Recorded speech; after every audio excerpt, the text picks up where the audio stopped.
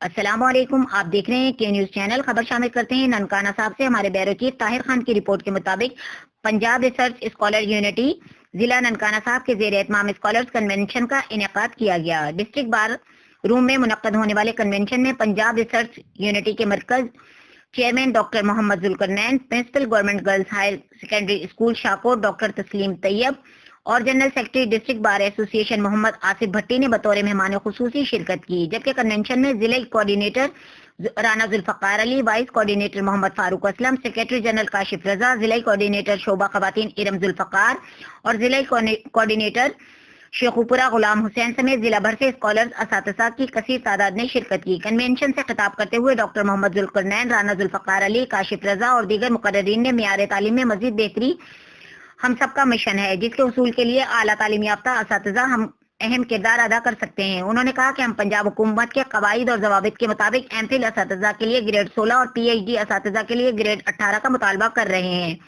موجودہ صوبائی وزیر مراد راز خود 2015 میں اس وقت کے مسلم لیگ کی حکومت سے یہ مطالبہ کر چکے ہیں۔ ہم صوبے کی تمام اضلاع میں اسکالرز کنونشن کا انعقاد کرتے ہیں۔ مراد راز کو ان کا مطالبہ یاد کروا رہے ہیں کیونکہ اب وہ خود حکومت میں ہیں۔ انہوں نے مزید کہا کہ اسکالر اساتذہ خود بھی تحقیق کرتے ہیں، اس لیے وہ اپنے طالب علموں کو بھی تحقیق کی طرف راغب کر کے معیاری تعلیم میں مزید بہتری لا کر اپنا بھرپور کردار ادا کر سکتے ہیں۔